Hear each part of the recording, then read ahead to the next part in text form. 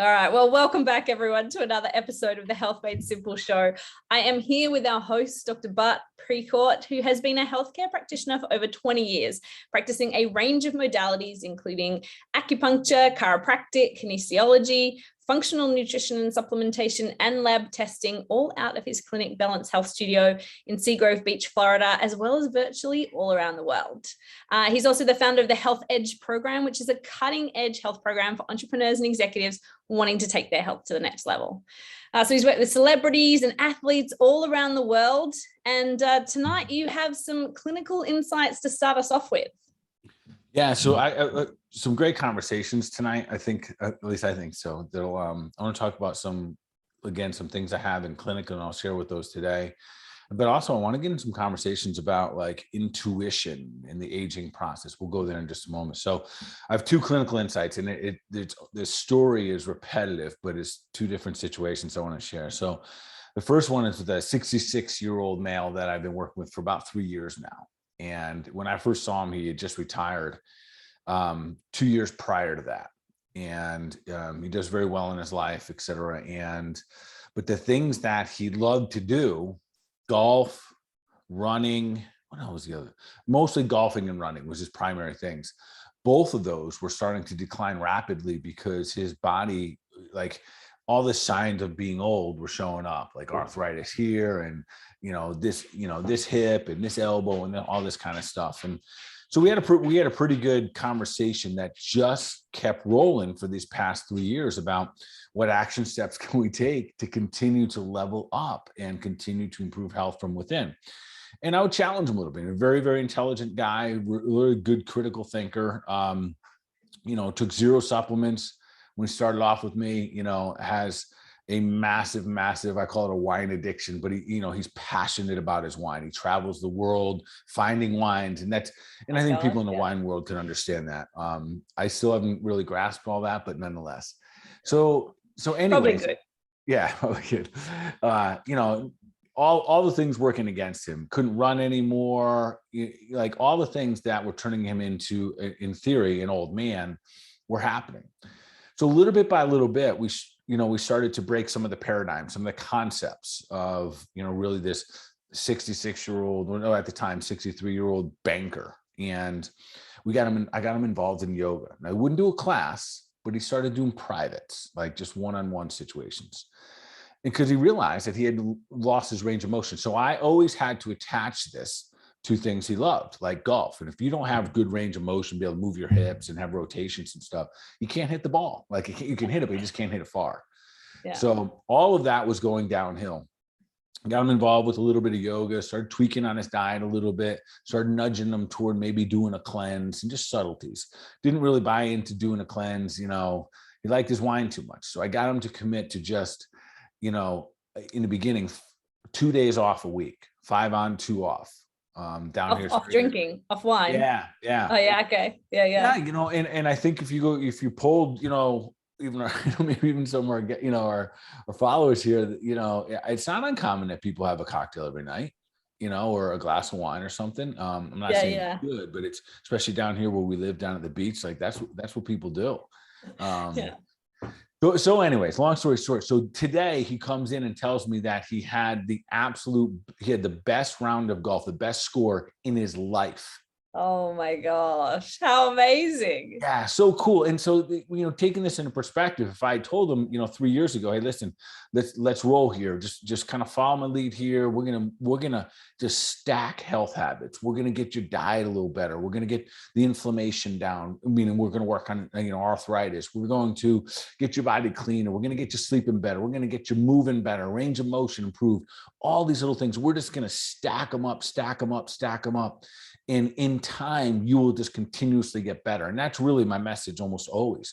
And sure enough, it kind of came to a head today where he's like, all these years. And and I knew every time I would tell him another strategy, he'd look at me and be like, yeah, I'm not sure about this one. I'm not really buying. But sure enough, best round ever. And today was that day that, at 66 years old, hitting the ball farther than he's ever have in his career. Wow. That's significant. better range of motion, better hand-eye coordination. We got his brain lighting up. So everything is firing really good. So we talked about, what does next year look like? Yeah. And I told him every day, every time I see him since, for the last year, I said, listen, you're going to do more next year. He's like, no, I'm already no, how much? He'd be like, how much more can I do? And the beauty is, once you start stacking your habits, like, oh, I got rid of gluten. I'm drinking more water during the day. And now I'm eating less carbohydrates. Well, I'm going to bed a little bit earlier. I'm meditating for 3 minutes in the morning. When you try to bite them off at one time, sometimes it's a lot. But when you start to do them one by one, and they're compounding the effect and the interest, next thing you know, you've got 20, 30, 40, 50 good health habits. Yeah, that's amazing. So super, super good. So we're talking about now, what's it look like next year? Well, now he's probably more motivated than ever to add some more things, right? Because now he's a real believer. I mean, not that he wasn't a believer, but I'm sure he's more of a believer now. He can see, hey, this is a tangible thing. I could actually get a better golf game by doing these things. Yeah, I'll tell you what, though, there's still that little seed of doubt there. Like, he's human, and he's like, and then he'll still kind of weave in, so when do I have to stop doing all this? And that's a real conversation, because he's been doing it for 3 years out of 66. Yeah, right. Yeah, and that's so important for all of us. Listen, everyone listening to this today, or you're listening to this on a recording or something, your health journey has probably just begun. And you've probably been on this earth let's just say 50 years. And you've probably been practicing the true good health journey for 2, 5, 7, 10 years max. Yeah. A really good one. Yeah. But we have not the biggest percentage, really. Yeah. And so when we think about that, and sometimes I get it, there's almost like an impatience. Be like, well, when does it show up? Well, it's showing up daily. And for him, this is interesting so he's been in the finance world, like in the banking industry. So I was able to communicate with him about how money works, like compounding interest. And everyone has heard about compounding interest. Everyone has heard the idea that if you put $1 a day away when you're like 10 years old, by the time you're a multi-millionaire by the time you're at this point. I know, no one does it. No one does it. It's crazy, but it's guaranteed. It's an absolute guarantee. $1 a day, blah, blah, blah. But health is the same thing. Yeah. The beauty is that, and we'll call bankrupt being dead. As long as you're not dead, you can speed up the health. Like, you don't have to wait 30 years to compound the interest of health. We can speed things up with all the strategies that we have. Yeah. At the same time, understanding that health is a compounded interest approach. And I have so many, today was super exciting for me. I would say that I don't even know the number, but I probably a good half dozen people today that were in their 60s or beyond that are just awesome. They're and I'm saying that because I want everyone to feel good. Like, no matter where you are age-wise, as long as you're taking action, people are defying what age used to be defined as every day. Yeah. Every single day I see people that, whether they literally look beautiful or moving their bodies good or being able to be super, functional, etc. Absolutely love it. So I want to share another one. So another gentleman in his 70s, we're having a good conversation. This is yesterday afternoon. He's actually a consultant of mine that I use, and we're sitting down and we're talking, and he actually be my financial consultant actually. And we're having this conversation about health, and he's in his 70s, his passion, he loves what he's done. He's been there, done it all, has some amazing amount of experience in life. And he wants to, we're having the meeting, and it was, about my world and everything. And then he was like, hey, can I talk about something else? I'm like, sure. He's like, I want to invest in my health. And he's like, I want to be part of your program. I want to be part of your, that concierge program, the Health Edge program. And it was so inspiring. And I told him, I said, listen, this is what inspires me as much as anything. When you still think, man, I still got gas in the tank, and I'm gonna go for it. And really, quite frankly, at this point, knows nothing. Like everyone watching here today and listening is way ahead of him when it comes to health habits. He's going to start at 74. Yeah. Wow. Yeah. And it's so my clinical insight is that I mean, we're never too old. Like it's never too old ever. Because also, what's the alternative? You either start at, would you say 74? You either start at 74, yeah, and you start to get better, or at least, you know what, don't go downhill. Or the alternative, you do nothing, you keep on your path, and you do go downhill, right? Like, they're your options. You got to start, even if you're 74. Yeah. We have, you know, obviously we're launching a cleanse right now, Yeah. which we're, you know, we kicked that off on January 3rd. And I have a lot of people that just do it every year. And inevitably, I know, like them, like what happens to me, people say, well, why are you cleansing? And I know, because they're like, listen, this is part of who I am now. Like, I redraw the line in the sand and continue to move forward. Because if you don't have that reset, that's when the aging process technically kicks in. When we kind of lose that standard, or what I like to call kind of, you move the starting line. And that's really, to me, the biggest part of aging, that our standards change. Yeah.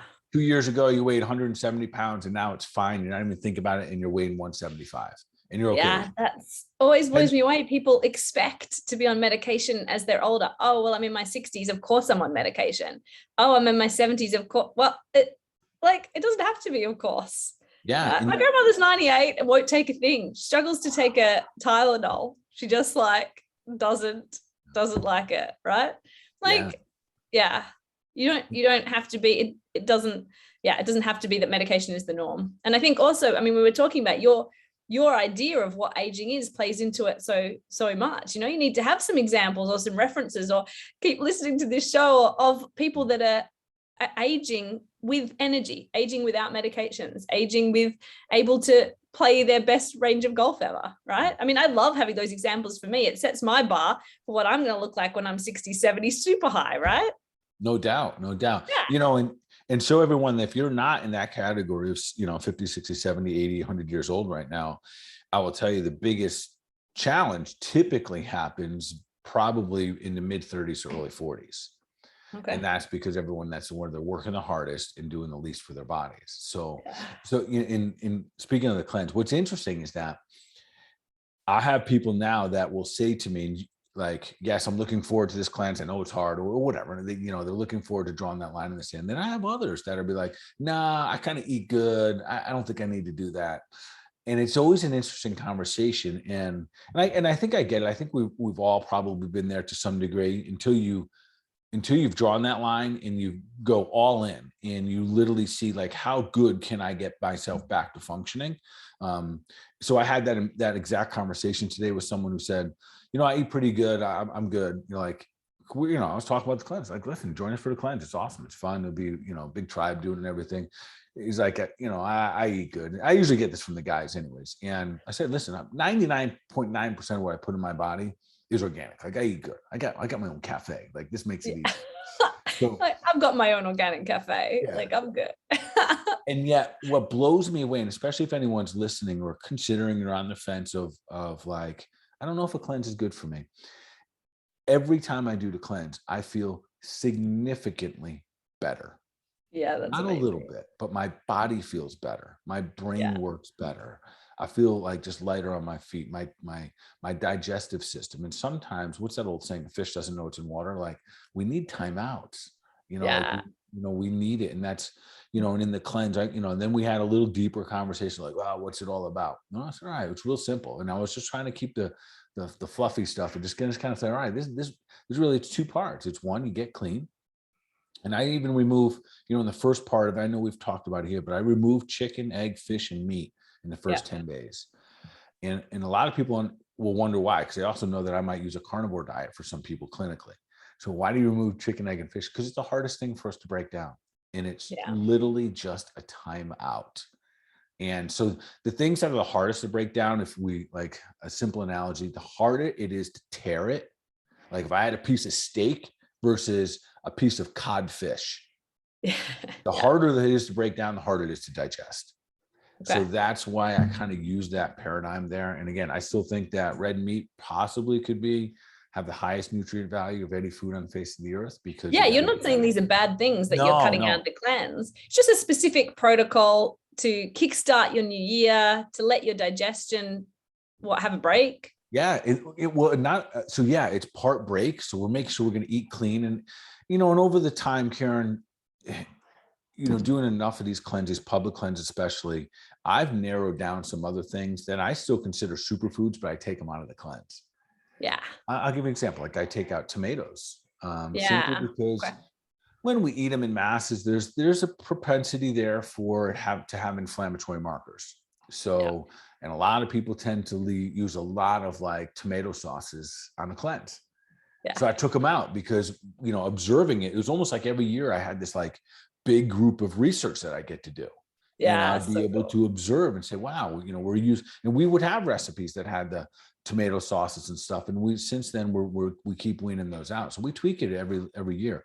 I take out nuts and nut butters. Yeah. And That's those are like hard for you.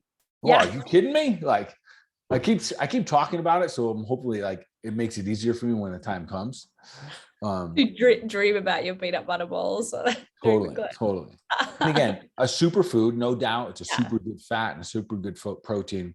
But again, it's the overconsumption and the way that we use it that inhibits some of the functions. So that's really one. We get it really clean. And the other part, and really, I think the magic of the cleanse, especially for my peeps that are already out there eating pretty well, it's the rehab. It's the supplements we use. Combination. There's cleanse pills that we use. It's a combination of over 22 different botanicals that literally help clean out the body, especially, they pull out all, everything that's producing inflammation, helps flush through, including the lymphatics. There's one called Diaplex. The name means nothing, but that is the one that collectively, and we take a fair amount of supplements on the cleanse. Yes. But that one is the one that's going to be organ and gland specific for your pancreas, the liver, the gallbladder, the spleen, the stomach. So real specific targeting of the organs that help us improve our metabolism. And this is a big part of it. And then the other ones, that phenomenal herb called Genema, downregulates sugar. And again, if our country was able to manage blood sugar better, or the world for that matter, we would not have a pandemic. The world. Yeah, because when we have blood sugar under control, the white blood cells are robust, they're strong, they're flying all around the body, and they get to respond quick. It's no different. If you eat ice cream tonight, you get exposed to someone that has a flu, a cold, or a cough. Yeah. Your white blood cells don't get to respond as well. So we downregulate even the desire or need for sugar, which is so cool. And I think that's one of the magics why so many people do so well on the cleanse. So if you guys are still considering it, there's still a little bit of time, but you got to get an order in. Karen, if you get a chance, maybe we check the link in there. It's drbartcleanse.com. Makes it really easy. Yeah. And so, it includes all the supplements, right? The protein powders, live calls with you. You're going to be doing live calls again with everybody. Yeah. The community, the recipes. Yeah. It'll be fun. It'll be a ton of fun. I don't want to spend too much time on tonight, but yeah, it's going to be a ton of fun. Like we kick it off January 3rd. I'll coach every Monday night, and people post recipes. If you're local, the cafe is going to be loaded up with all kinds of, and really we're trying to simplify it so you can eat good, feel good, and then, and roll into the next best year of your life. That's it. Yeah. Awesome. Love it. And we've got a comment in the chat here. My dad turned 69 yesterday. He's vegan. He travels. He's living his best life, and he's so much healthier than he was in his 50s. Power to your dad. I love it. I absolutely love it. Yeah. So let's take note. Like there's some people leading the way, and that's what we should be doing as well, no matter what age group we're at. Leading our friends. That was another great conversation I had today. The lady, and I think I mentioned it last week, that showed up 35 pounds lighter. Yeah. But then her husband wished her husband was doing the same. Yeah. So I saw her again today. Yeah. And had to edify her again, and just how proud I was of her. And, and I think I was the only one really telling her. And I said, listen, make no mistake, because her kids, her son and the son's wife was in town and visiting and whatnot. And she was saying how they were also surprised on, how she looked. And, they were questioning whether or not she was healthy. Oh, yeah. Wow. Thinking are you sick because you're losing weight kind of thing. And listen, our culture does that. We if you lose 30, 40 pounds, people are like, you okay? You're everything all right? It's weird. Like that it's that weird concept. Anyways, I told her, listen, just because people aren't doing what you're doing, don't think you're not having an impact. Yeah. Leading by example is the most powerful thing you can do. It's better than your words. So just lead. And and I said, how'd you do while you're friends with it? And she's like, oh, they just know this is what I do 5 days a week. Remember, she takes weekends off. Yeah, it's amazing. Yeah, she's like, during the week, she was like, they all had sandwiches on Friday. I said, nope, I'll do it on Saturday. They were like, Mom, but it's 1 day away. What's the difference? Saying, no, it's not Saturday. Yeah, so it was beautiful. But people also get used to you, Yes. like they totally do. My mom always, like, she never eats at the tea room in her work. She always brings her apple and nuts. She's got the same, she's very routine. She likes to eat, but she likes her apple and her nuts for her morning tea. And no matter how many times the tea room has morning tea and cakes and whatever, she like won't have it. The first like probably 10 years she worked there, they would like bug her about like, why aren't you? And then you know what, the last 10 years I was there, they were just like, oh, Diane always just eats her apple. Like they just, they got used to it. People get used to it. Yeah. Right. It's funny. But I love that. I mean, I think we can't hear enough like how to age in a healthy manner. And it doesn't matter how old you are, whether you are 50, 60, 70, or whether you are in your 20s or 30s, right? Because the stuff we do now totally makes it easier later, right? If we can start younger. Yeah. Right. Yeah. So for all you, like I like to call it the weirdo group, good for you guys. Like keep doing a thing, keep getting weirder every year, and know that next year you got to get a little weirder and do, things a little bit different. And if you're good with it, like the sky's the limit. That's the beauty of it. Yeah, I love that. Totally. Awesome. All right, cool. Shall we answer some of these questions that we got sent in? Let's dig in. And if you guys have any more questions, feel free to chuck them in the chat or in Facebook. Feel free to send them in and I will get them over here. So the first one is, I am in my mid-40s and premenopausal. I've had my cycle every 10 days. What can I do to ease the transition into menopause? Okay, so mid-40s, it's pretty common. Days. Yeah. Mid-40s, very common that's going to be about perimenopause. And things change in perimenopause. So let me kind of bring this through a couple ways. Listen, ladies, if you are in your 30s or early 40s and you haven't technically hit perimenopause, time to start planning. You're going to hit it. And I'm going to talk to this question specifically in a moment, but the way we prepare for it, knowing that it's really making sure your adrenals are supported during perimenopause, and then ultimately in menopause, your ovaries retire. During perimenopause, they're going on extended vacations and you're throwing everything out of whack. So this is at the root of it. This is an ovary issue, but usually accompanied by an adrenal issue, stress in life. So typically in this scenario, there'd be two things I'd really say, Karen. One, perfect time of the year. If you have a hormone imbalance, one of the absolute best concrete things you can do is do a cleanse. And I'll explain it. And here's why. So all your hormones have what we call receptors. There's a receptor on a cell for progesterone, the receptor on their cell for estrogen, testosterone, etc. And imagine that's like a baseball glove. And then you have the hormone and it kind of drops in there, absorbs into the cell. And that's usually on an on-needed basis, as needed basis. Like if you need more testosterone, your body will tell your adrenal glands to help your body, the ovaries and adrenal glands to signal and make that testosterone. Now, if those receptors are full and they're full of, we'll call it junk, when that testosterone or that progesterone comes, it can't get into the receptor and it goes away. Unfortunately, now that hormone often gets stored into a fat cell, and you don't get to activate the cell with the things that we want to be balanced, like progesterone and testosterone and estrogen. So the best way, and I've seen a ton of this specifically since COVID. When we talk about all the different causes of long hauler syndrome, the number one answer for everyone out there, whether you lost your taste or your hair or whatever it may be, is you got to cleanse. Fundamentally, we got to get your body clean and then restore all the nutrition. So when it comes to that mid-40s perimenopausal, I call it a core 4. Ideal world, I would sit down with this individual, but I'll share with you like a protocol that we use. There's core 4 because there's 4 different things, and it's very, very intelligent approach here. So one, there's an awesome herb quite frankly, most women would benefit from being on an herb called chaste tree. Okay. If you're pregnant, you don't need it because you don't need progesterone at the time. And chaste tree is very supportive in helping the female body naturally produce its best amount of progesterone. One of the bigger challenges is that there's going to be an estrogen progesterone imbalance, and typically it's an estrogen dominance. And in that estrogen dominance, it could be too much estrogen, or the other way you can be dominant is because there's not enough progesterone. So that's number one, an herb called chaste tree. Number two is a supplement called hypothalamus. Hypothalamus is directly going to be used to help support the hypothalamus gland. The hypothalamus gland, which is like right, kind of almost like the third eye. That gland is what helps regulate all your hormones.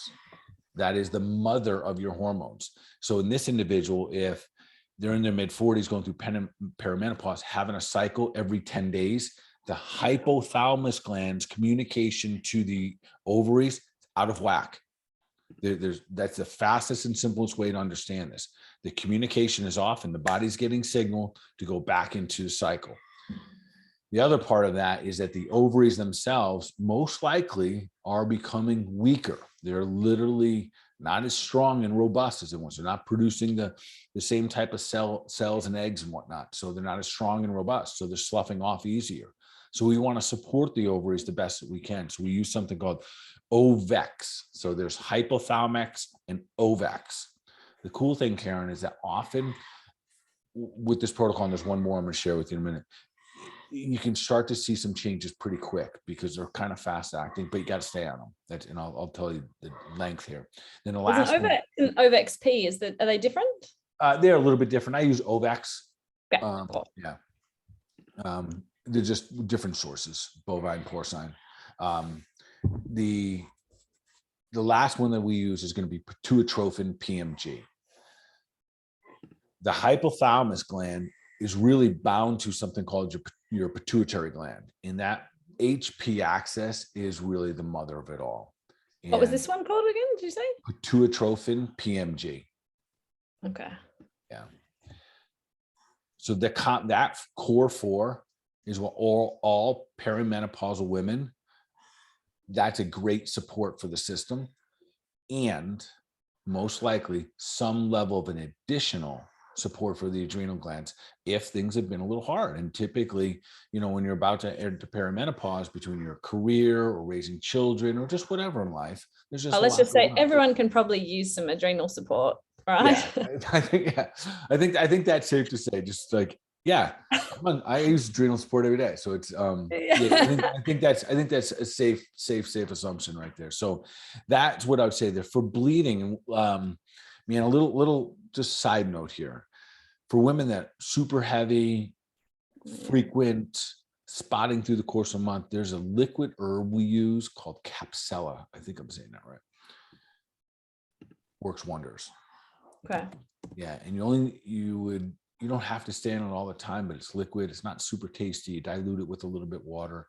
And again, if people want dosing, Karen, they can just email our office. I'll be happy to kind of share the different doses. And so we need to email the office or give the office a call to be able to get it? Yeah, they probably going to need our direct code, which we happy to get. So if they just send an email and say, I need dosing for the core 4, and then a code, we'll be happy to give you that code. Yeah. Okay. Awesome. Cool. and I probably should say if someone is going through perimenopause, I don't want to belittle it to just a group of supplements. It's going to fix everything. There should be conversation that you either having with me or someone like me or with your doctor about the bigger picture. Perimenopause, there's no time limit to it. So some women will be 2, 3, 4 years. Some women will be 12, 13, 14 years.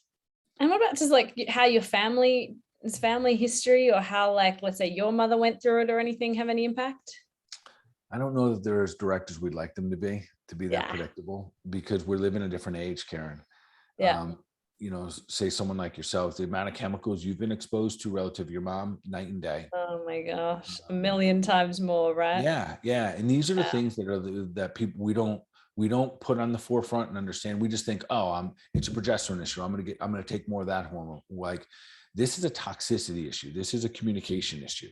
This is a receptors full of junk, toxins, glyphosate, cortisol from stress. That's another thing that's been there. So all of those toxins get caught up into those receptors, and this is through the whole body.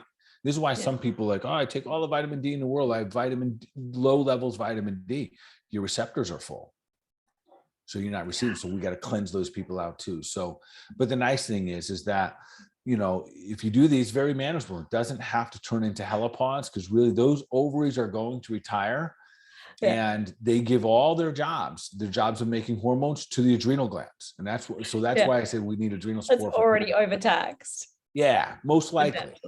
Yeah, most likely. So we want to support that, knowing that's coming. So, so hopefully that helps whoever sent that in. Perimenopause is going to stick around for a little while. And then if you want to dive a little bit deeper, I'll be happy to help, and they could just call. We can do a virtual appointment or something. Yeah, awesome. And you do virtual consults all around the country. People don't have to be in Florida. Yeah, it doesn't matter where we are. That's, again, beauty of this right here. Yeah. And again, I every week I do them, I feel like we get to it. Like it's better. It's better than we used to do them in the office. Yeah. So good. Yeah. For all the things that we want in life right now, there's a convenience factor. You don't have to spend 30 minutes going to the doctor's office, 30 minutes driving back. It's a loss of an hour in your life. So there's just so many benefits that make it really kind of advantageous now to do in a virtual appointment. Totally. We've got a follow-up question here. What about a testosterone deficiency? Is there things or different supplements for a testosterone deficiency, or how do you know if you've got a testosterone deficiency? Well, testosterone is real easy blood work. Preferably, we would do that through saliva. So if someone's ever interested, that's like the best way to really check to see you're active. But blood is pretty good for testosterone, because you get a total and a free. And so here's the thing with testosterone. So testosterone is a responsive hormone, meaning that it's responding to what you're doing. So if you need more energy, if you're working your large muscle groups and you're out there hitting it, your body will produce more. Okay. The challenge is that if you're getting a false sense of energy, meaning that you're eating a lot of carbohydrates and sugar and under a lot of stress, the carbohydrates and sugar are replacing your body's need to make it. So if you just eat some sugar versus making testosterone, your body will do it. Now, that testosterone for the guys is made in the ovaries. Made in the testes. Made in the testes, and it's signaled from the adrenal glands. Your adrenal glands make a compound or a hormone called DHEA, send a message to the brain, and then the brain, HP axis, talks to the testes and says, hey, we need more testosterone made. But if we're not getting that message because our diet is off and we're getting false sense of energy, it won't say, hey, we need more of that hormone. The other part, Karen, is in the event when we have massive amounts of stress for long periods of time. Listen, the human body is so resilient. It's so powerful. We can handle pretty much everything. What we can't do is handle everything at the same time for long periods of time. And that's what many of us have done. And that's when the adrenal glands become tired. They become worn out. Eventually they can move into like a fatigue state. In that process right there, your body believes one of the most important hormones for humans is something called cortisol. It's your fight or flight hormone. So if you start running low on that because you've been opening up a business for the last 5 years, going through a divorce for 5 years, you just raised back to back children, whatever it may be, been in a tough work environment, been in COVID lockdown for 2 years. If you're producing that cortisol on a regular basis, if it runs low, your body will naturally steal some of your sex hormones to start to make more cortisol. And that's where it gets a little bit tricky. So testosterone, there's a lot of easy ways. There's an herb out there called tribulus. It is phenomenal.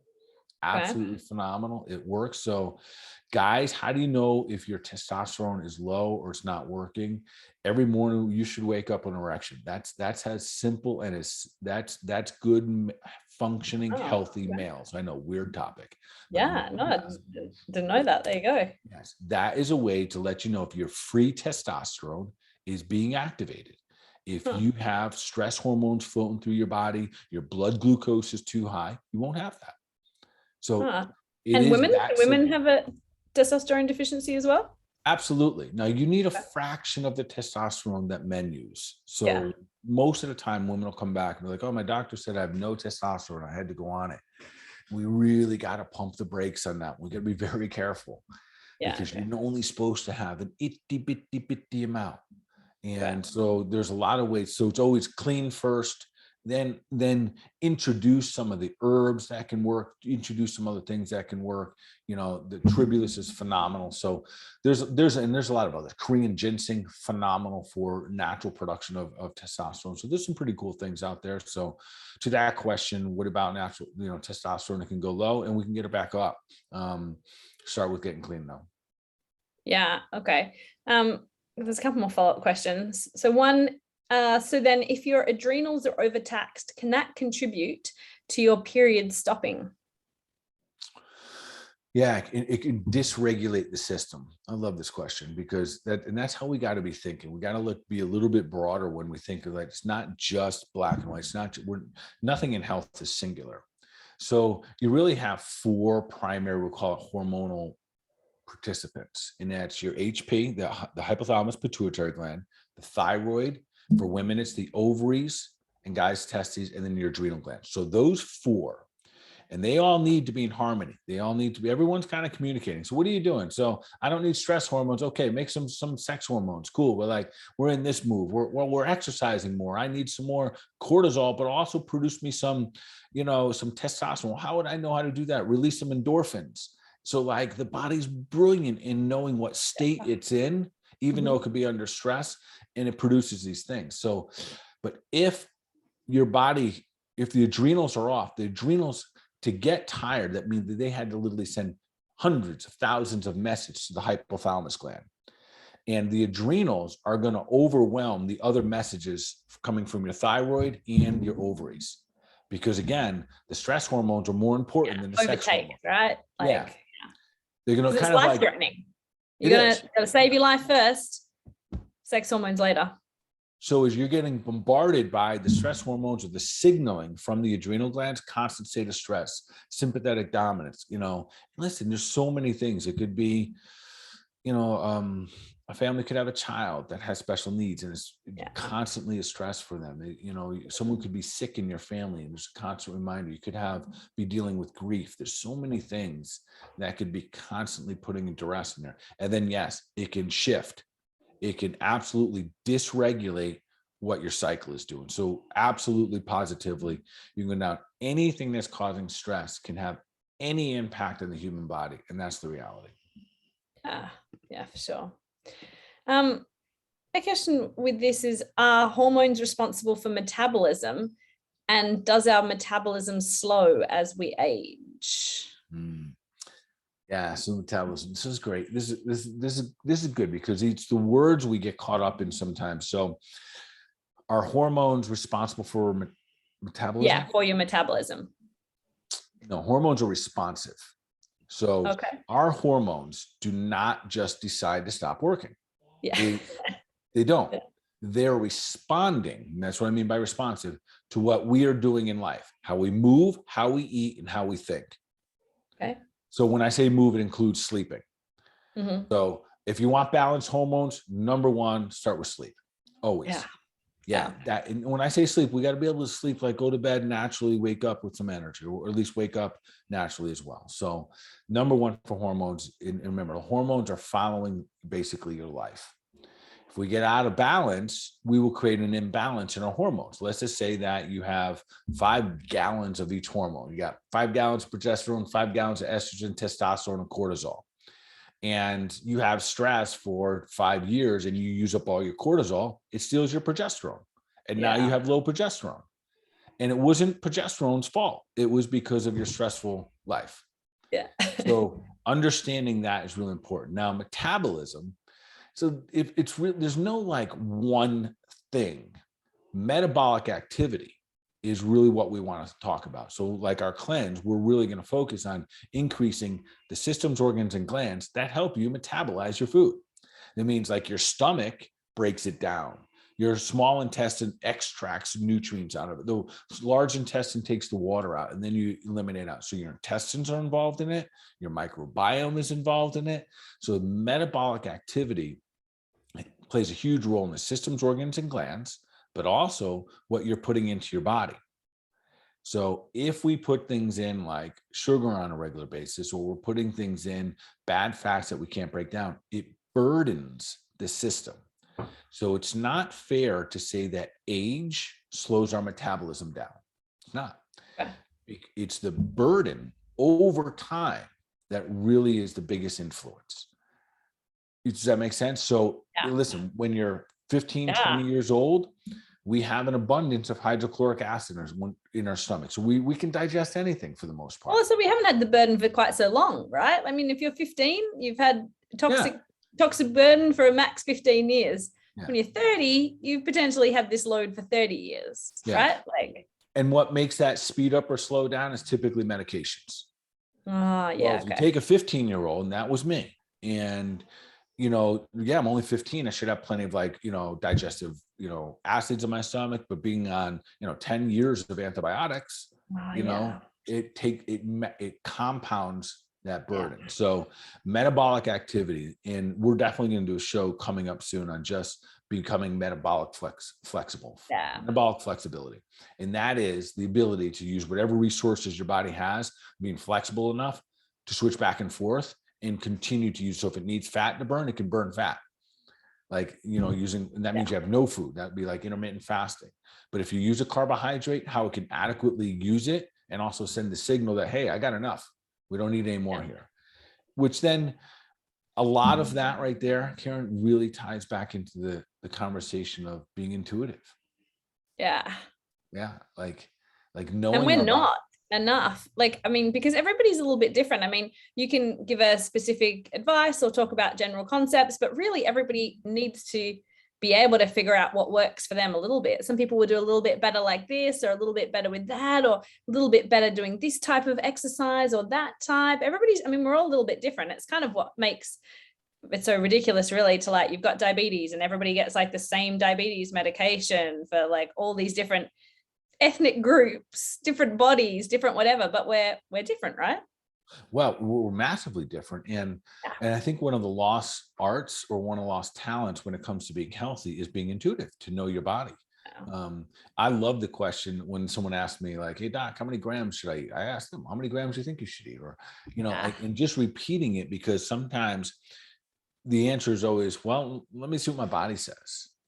But we've literally, Karen, been taught not to listen to our bodies. We cancel it. We got a pain, here's a drug. We eat so fast that we don't know if we're full or not. Did that food serve us or not? Did that actually hurt our stomach or not? We're not sure, because we're 5 meals down the track, right? I always need to slow down. I eat too fast too, but it makes it harder to listen to your body, right?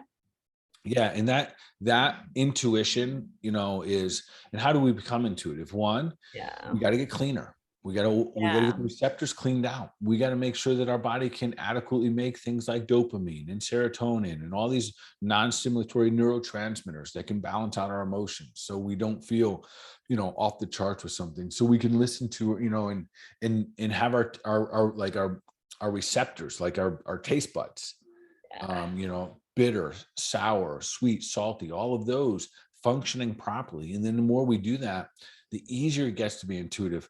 Interesting conversation I had today. A young gentleman showed up first time to my office. And typically we schedule all our nutritional consult cases, and it could just be health consult cases that we do. We typically do all of them virtual.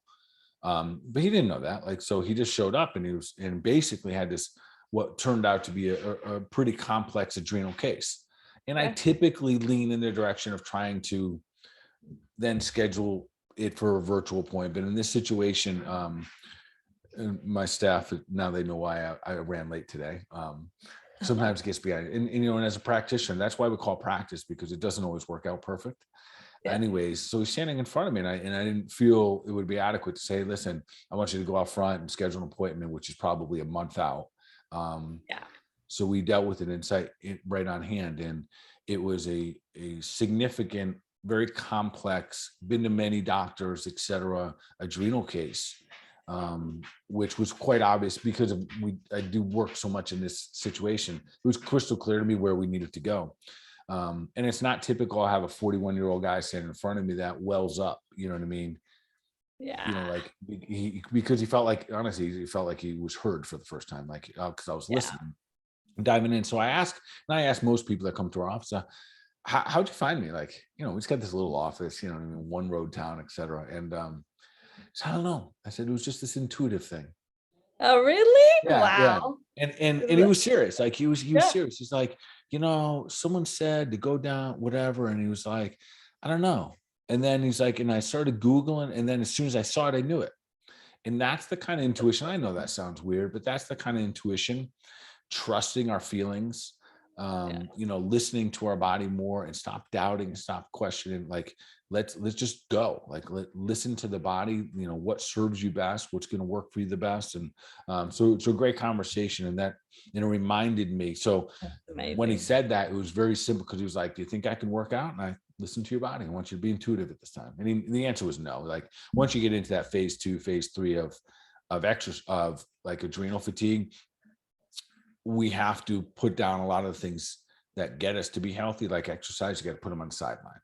Yeah. This was just truly in a restorative time. So it was a good conversation, and it reminded me how important intuition is, because he said intuitively, I knew I should have stopped working out, but if I didn't stop working out, I didn't know if I had anything left. Meaning, like, he wasn't doing anything good for his health, because he tried so many things and been to so many different doctors. So intuition's huge. Huge. Yeah. And we do. I think you always need to practice listening to it, maybe, because you kind of you just get into the habit of not listening to it, maybe, is what I mean. I think about this conversation I've had a lot this year with all our people, and it's trying to, like, get everyone to pause and pump the brakes a little bit when it comes to decision making with our health. There are very, very few things that I know of in healthcare that need you to make a decision under duress, like right here, right now. Very few things. And we know what those are. Those are the car accidents. Those are, God. You know what I mean? That kind of stuff that's obvious. But all of the other things rarely require a decision to be made in the moment that you found out you had the boogly woogly or whatever it may be. And the challenge is that we're making so many right now across the board. People are making so many health decisions in an emotional state and in a state of fear. And it's very difficult once you're in that not to make it. But everyone listening tonight, and welcome everyone, of course, or if you're listening to this recording, and next time you or a family member, someone you love, has a health situation going on, pump the brakes. Pause. Step back. And the questions we got to ask in that moment: 1, am I calm?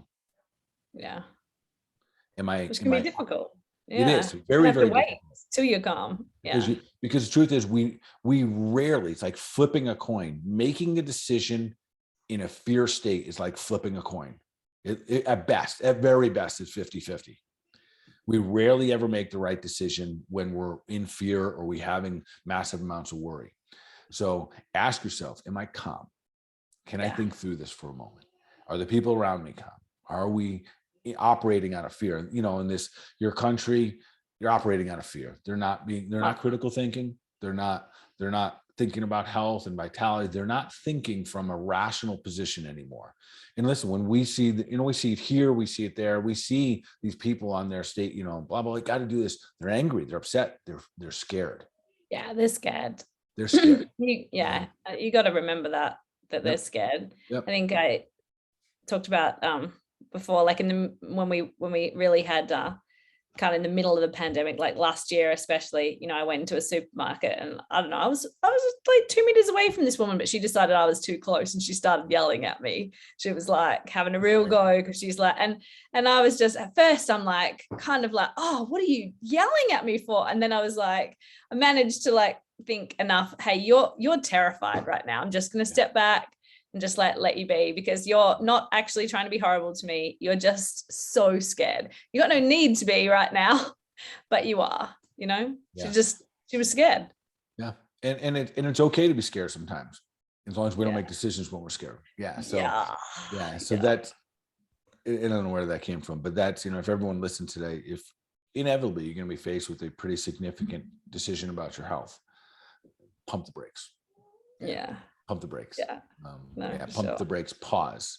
And if you don't know the answers, go find them. So someone else who won't be emotionally tied to it. Yeah. Because the fear of loss, and that's really what, especially with our health, the fear of loss of our health, fear of if it not getting fixed overnight, fear of not taking immediate action to, to offset whatever going on. That fear will drive us to make some really, really silly decisions. So, yeah. So pump the brakes. Yeah, for sure. Well, kind of, moving on from what we're talking about, our next question here actually is about post-COVID hair loss. Please help. You were talking a little bit about maybe the cleanse is a good thing for that. It really is. We've seen this probably, over a year and a half. My wife had it, had COVID. Right. Said that. And a couple months later, a significant hair loss. And it took a while. Like how long did that It probably take? took 3 or 4 months after COVID, and then probably going on for 4 months. Yeah. Okay. And it's going to go through its natural cycle. So here's honestly, after clinically, now that I've seen so much of it, the answer is got to clear out those receptors. Get to clear. Yeah. This is all the long hauler syndromes, all of them. We got to clean out the body.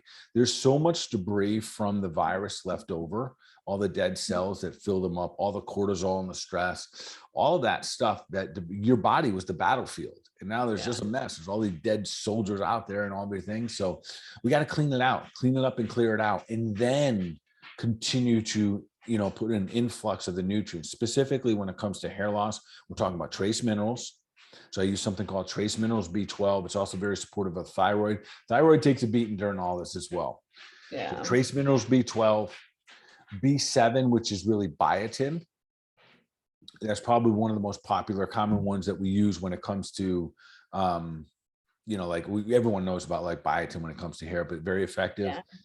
Gut health, significant here. We cannot forget that most of the minerals are going to be extracted and support, brought up through the gut. And if the microbiome is off, it's just going to be more difficult for your body to kind of refeed the body, especially after things like COVID. And because the hair follicle is so sensitive to nutrient deficiencies, those nutrient deficiencies will influence, what's going on with the hair follicle. And the good thing is that all the post-COVID cases that I've seen right now, they're getting their hair back. So, but we got to get the body clean. So if you're dealing with that, absolutely a cleanse using, biotin, trace mineral B12. The CoQ10 is effective here. That's an antioxidant. Any of the antioxidants, super high dose of vitamin C, but CoQ10 is probably one of the more important ones here that helps remove things. High levels of your fish oils, but really the trace minerals, the biotin, and then any of your other B vitamins. We use something called Cataplex B. All of those B vitamins be supportive in regrowth and be patient. Things like cleansing. You're talking about for all the long hauler symptoms. There's been quite a few, I guess, that people have, like hair loss, that people are seeing after COVID, or some people are seeing. All of the long haulers. So there was a guy in today that had brain fog and things as well. Yeah, all of them, Karen. All of them. We have the absolutely, and clinically at this point, and I get it. In the beginning, we tried many different things, and some of them would work, some wouldn't work. But the ones that were willing to dive in and do a 10-day cleanse, do a 21-day cleanse, their results just got so much better. Yeah. We've got to clear out the debris, got to get all the inflammatory markers back down. And again, we're really talking about a whole food diet and rehabbing the system, and then getting back to the basics. And then at that point, if you're using protocols for brain function or for hair loss, then they can work better. The loss of taste buds is one I see a lot for people. They lost their taste buds 9 months ago.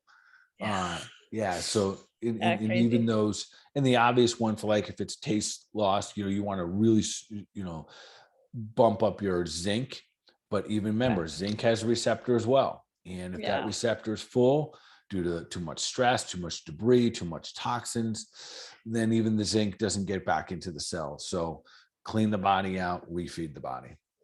Okay. And so January 3rd, we're starting as well. Yeah. Right? January 3rd, kicking off. Good times. drbartcleanse.com, guys. Make sure that you get your stuff early for us to Yes. save all the last minute shipping.